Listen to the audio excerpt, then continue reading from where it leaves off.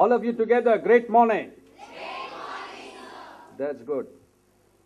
A respected secretary and correspondent of this esteemed college, an institution of excellence for women education for many, many years, 25 years, I guess, and achieving a major landmark even yesterday, which is a good sign for the start of this new venture. The dynamic principal, Dr. Malati, the faculty advisor, and dear students, it's indeed a great pleasure for me to be back in your college, because just a year back I spoke about my other idea of EQ thinking, which led up to this new concept called Xenomics. And unlike other institutions which do not act on what I have spoken, and it just passes off like duck from the water on the duck's back, it just flows away. Here, this management took it seriously, and the principal said very often the words that I spoke then haunted them and helped them in their managerial decisions. At least she said she can't forget the 4 words, be at it, or 5 words, be at it, beat it. She said that thought process helped them encounter and overcome many challenges. Indeed, friends, change challenges us, but challenge changes us. Change challenges us, but challenge changes us. When I first wrote this Philippism, every morning after a period of meditation, I write Philippisms, not a pun on my surname, Philip, but it is a derivative from Phillip, which means motivation, a stimulus for improvement, a stimulus for change. I created this word Philippism to describe the thoughts that I bring out, which are management thoughts, which are leadership thoughts, which are thoughts for change, which are thoughts for development of the human mind. And so as soon as I wrote it, Kiran Bedi sent me a message. Prateep, this is perfect. Perfect. That means 100%. You can't remove a word from it. You can't add a word to it. You can't distort the meaning. Change challenges us, but challenge changes us. Change challenges us means that all the time change is happening around the world. Even as we are speaking and you're listening, change is happening inside you. Change is happening in your parents' minds, at home, in your siblings. Change is happening in the staff here. Change is happening around the world. Change is happening at leadership levels in the country. In some countries, the leadership itself is changed. Today, a new leader of the radical left has been elected in a country called Greece. Greece at one time ruled the entire world. Even today, Greek thoughts influence a lot of people around the world. I was influenced by these great thinkers, Plato, Aristotle, and Socrates. Socrates is said to be the wisest man in history. And Aristotle is the one who created the foundations of all the sciences. And Plato laid the foundations of philosophy and ethics. And this concept of philosopher king, which I studied when I was in university, as I studied political thought, inspired me. I do not want to be a mere teacher, a mere philosopher who cannot influence action. That is why I am happy that this management has taken it seriously and they moved into the next phase, beyond thought, into action. I want action. I do not like to be a theoretical person. I do not like to be a mere philosopher. They say philosophers have interpreted the world, but the point, however, is to change it. So to change it, you need the thought process. And that thought process, which I discovered when I was a student exactly around your age, 1981, it is by serendipity or by constant searching that was revealed to me. Be at it, beat it, which means constantly keep on trying. Keep on trying. Your competition is not with others. Our Indian education system is a highly competitive system. Parents vie with each other to make their students, their children, their wards study better and score better than their neighbor's child or their friend's child. Friendship is all right, but when it comes to the marks, competition. And yet, So whenever you go around the world, you'll find Indian students in a highly competitive mode. They will not be able to collaborate with others. This is what I have been told by people who have studied NRI or students who have come from the Indian system into the Western system to either study or to work. But today, worldwide competition is a factor because of this concept of capitalistic competition. Capitalistic competition is wasteful.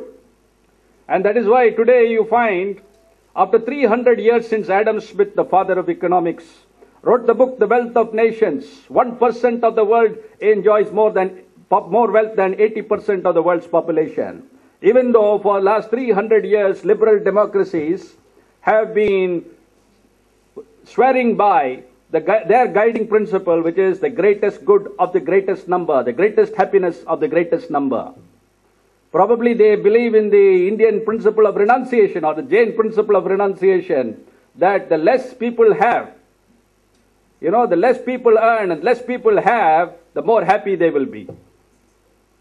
But this is not the kind of greater good of the greatest number that we seek. So we find there is a disconnect between education. See, the longest time we spend in life is two. One, the first phase of education, which lays the foundation of our life. Yesterday I got a picture, two pictures, which are so nostalgic. One picture of myself in 7th standard, and another picture of myself and the entire class, the class photograph in black and white. Those are the black and white age. Today you are living in a color age. You will not have black and white photos. So in that black and white photo, we were all trying to figure out where we are and who is the person standing next to us in different rows. Very interesting, and it awakened our memories. I remember the excursion that we went on in the 9th standard and how the bus broke down in a place called Dharmasthala. And somebody immediately chipped in saying, oh, we almost got killed. The scorpions almost bit us. And so many other things. And then we had rice and some rasam on leaves in the nearby, Dharmasthala monastery. And then we were introduced to different, aspects of culture and industry when we visited the Mangalore fertilizer factory. So these impressions of education last for a lifetime. They are the most deepest impressions. Then somebody mentioned, is this class the class which was led by our teacher, Leola D'Souza. We used to give her the nickname Bouncer because she used to wear high heels. And then unfortunately somebody said Bouncer has passed away last year, and we were all very sad. So mixed with the joy was the sadness that time has changed. In some 40 years, everything had changed. People we knew are no more there. That is why Peter Drucker says, the only thing we know about the future is that it will be different. The only thing we know about the future is different. The father of modern management is saying that. That means today we have a case of blind leading the blind. As Jesus said, the blind leading the blind. We do not know the future. The only thing we know about the future is it is different. How do you prepare students, the younger generation, as we call it, the demographic dividend of a great country like India, for greatness?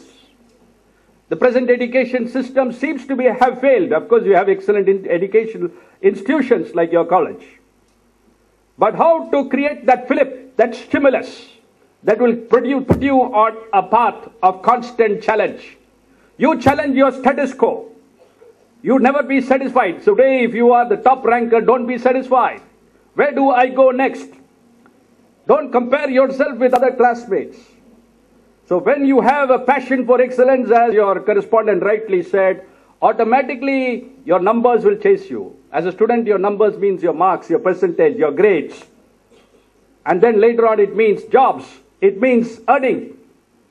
And that is why economics is a unique subject, not because it is my brainchild. It is a crystallization of human thought. See, different people, when they are constantly thinking, they capture certain signals from the atmosphere. I just captured it for humanity, that is all. I said that if you study knowledge in silos, like biology, history, economics, geography, science, maths, statistics, anthropology, you name it, you are studying knowledge in silos. But when you have to deal with a child as a housewife, when you have to deal with a crime as a police officer, when you have to deal with a problem as a manager, It is not, you can't go into biology or history. You have to have a composite approach, a holistic approach. So different planks of knowledge have to come together, intersect. Attitude, skills and knowledge have to intersect. Attitude being the most important. So education is not able to impact the root values of attitude. And that is why I said if you change attitudes, automatically skills will change. If skills change, automatically knowledge will change. When knowledge changes, automatically you are prepared for what is different. You are prepared for the future. So the basic principle of economics is that it cannot be taught. No teacher can teach economics. Unlike any other subject in the world, from rocket science to anthropology, it can be taught. But economics cannot be taught. It can only be, fill in the blank. It can only be? It can only be learned. Before you learn it, you must have a great yearning. Yearning means a passion. I must be the best I can be, and yet I should not be satisfied with that best. Let me go to the next best. The next level. If I am a good communicator, not be satisfied with that level of communication. Go to the next level. Don't compare yourself with better communicators. Compare yourself with yourself. Your competition is with yourself and collaboration is with others. So that develops synergy. And economics is also unique because it's the only subject in the world which studies excellence. Today you have subjects to study part of an organ, tip of some particular organ, the core of some particular tissue. But you don't have a subject to study excellence. But the whole purpose of education and life itself is excellence. So why don't we create a subject for excellence? That is what my lifelong quest. And some 2006, while I was commissioner, suddenly the idea gravitated to me in one word, economics. I moved from 3 words to 2 words to 1 word. 3 words I started as an innovator, friends of police, which means not only you become a friend of police, but you become a friend of poor, friend of people, friend of principles, friend of patients, friends of progress, and last but not least, friends of police. And so thousands of people, students all over the country, all over the state became friends of police. Potentially 1 billion Indians can be friends of police because largely Indians are law-abiding. Despite the economic condition not being good, you find Indians are by and large law-abiding. Maybe there are a few thousands who are, unruly, who hate the law, who want to break the law, who are violent, who are planning for, different kinds of disruption. But 1 billion people are law-abiding, and therefore automatically they are friends of police. So 3 words to transform the identity of people. If you recognize who is your identity, what am I? Am I just a police officer? No, I am more than that. And that is why I try to keep breaking the molds and keep changing. Because Jim Rohn learned these words, be more, do more, have more. People want to short circuit directly to have more. That's why they lead to more recession, more scams, more corruption, more bribery, more problems, more stress, divorce, suicide. But instead, you first follow the logical process. Be more. As a student, be more. Don't just be a student. Be more. Be a creative person. Be a thinker. Be a learner, a passionate learner of new things. Something new, beyond your books. That's why I like this college, because you have this forum. Economics beyond books. Most of the best things in life are not in books, because they are already, stale. But you need new thinking, fresh thinking. And your generation, as the secretary said, your base level at which you start is much higher than our generation. Your achievements over a longitudinal period should be far greater than ours. And therefore, I created this subject called economics to challenge this younger generation, who are now not given that challenge. Studies are not challenging enough. Scoring 100% is not a challenge. It is how to change so that you are better equipped to face the world, and you are a change maker yourself. You become a change agent yourself. So economics will actually lead to greater yearning or passion for excellence. That means it's a fire. It's a burning desire, as the correspondent said, inside you, inside your belly. And then that will lead to learning at a greater pace. You're not studying just for marks or examinations or for your parents or for your teachers or to do better than your peers or to get a job or to get a high salary, but you're studying for excellence. Excellence for excellence sake. Automatically what that leads to, it will lead to better jobs. It will lead to greater productivity. It will lead to you being better entrepreneurs. It will lead to you being better politicians, better leaders who are committed to the nation, who are willing to pour out your life as a sacrifice. So this is economics. The essence is simple. Be more, do more, have more. You will do more because you want to be more. When you are more, see why, this has nothing to do with my job. Why am I trying to influence 1 million institutions through economics? Because I want to be more. When I be more, I automatically do more. I have to write more, I have to think more. This morning as I was on the way, I wrote a philippism which said, if the sluggish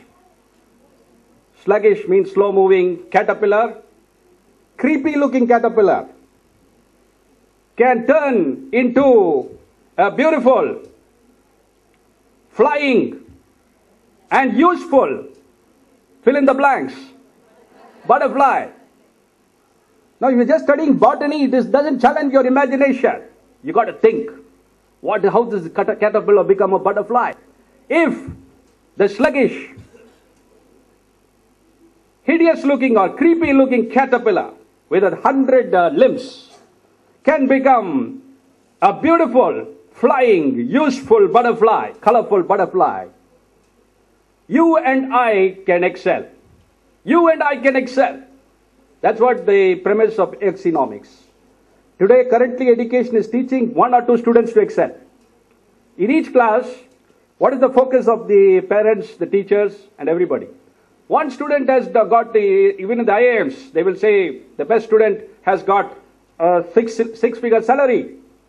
He has landed a salary of 1.5 crore. But what about the rest?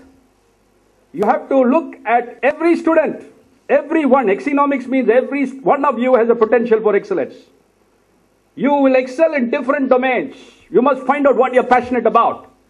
It may be about a biography of a particular person. It may be a particular music, particular genre of music. It may be a particular type of art. It may be singing. It may be drama. It may be science. It may be cooking. It may be bringing up children. But you must be passionate. You must be willing to pour your life into it. It is completely consuming you. You should be obsessed with it. I have been obsessed with excellence for 30, 40 years. And that is why when I looked at that photograph, I realized what a poor student I was in class, in school. What a poor student I was. And all these brilliant fellows were in my class. Joy Thomas, who cracked the GRE. He got the highest percentile in the history, more than any American. Then, at this boy, Malcolm Pantaki, good in swimming. I remember when we went on that excursion, 50 laps he did for a bet. He lost his money, so he took a bet with us, and he said he does 50 laps, we have to give him, and he made up his money. Smart guy. And then, n number of people who were, good. The top 10 were really good. And I was somewhere in the middling, average. But today, none of them have created something new. They have burnt out. They have burnt out. Some of them have divorced. Some of them have different other kind of issues.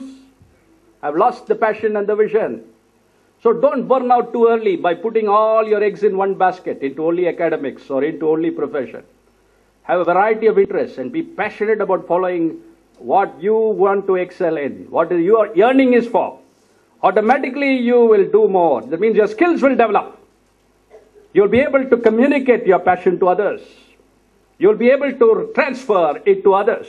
You'll be like that candle which transferred that flame to this lamp.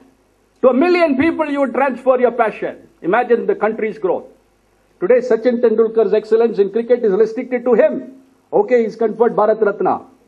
But when I asked a largest webinar of some thousands of students in Vellore Institute of Technology last year, I said, who deserves the Bharat Ratna? That time he had not yet been conferred. Who is a real hero? Is it Sachin Tendulkar or is it the average police constable? What is your guess about the answer of the majority, 95% of the population of that audience? What did they say? The average police constable. So don't go by just the media buzz, the hype, the hysteria. But people really value things. 95% plus said it is the average police constable.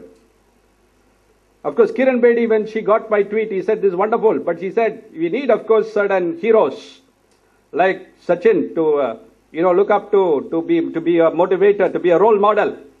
But we also need the average police constable who sacrifices his life. And therefore, we will be able to balance out things and look in right perspective when we get into economics. So I'm told about 200 students from all domains. You can be from any discipline, not necessarily from economics. So what this does is economics will transform both your methodology of living, of reacting, of communicating, of working, of achieving, and of failing. How to deal with failure. It is not taught in schools and colleges or books. I had so many failures. My failures are more than my successes. People talk only about my successes. But how do I cope with my failures? My greatest failure, I was walking ahead of the former Prime Minister Rajiv Gandhi when the world's first human bomb exploded. And I could not save him. He died just 3 feet behind me. I was badly injured, thrown in the air, with still 100 steel pellets in different parts of my body.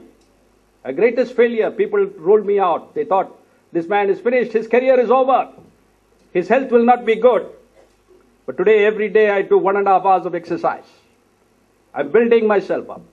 Mentally, emotionally, spiritually, physically, socially. Every aspect you need to grow, domain. Grow in every domain. Be like a lotus. The lotus, where does it grow? Where does the lotus grow? It grows in a dirty pond, in the miry clay, the filth. The roots are in the filth. So in India, you might find a lot of corruption, lot of communalism, lot of violence, lot of poverty, dirt on the roads. You grow in that like a lotus. Put your roots down in that filth and grow and become a beautiful lotus. The united vision of economics, and pointing all your petals, which means all your interests, all your domains of interest and specialization and expertise. Pointing upward to God for the glory of God and outward to society to benefit others. So each of you can be a beautiful, wonderful, flying and useful butterfly for humanity and for your own self.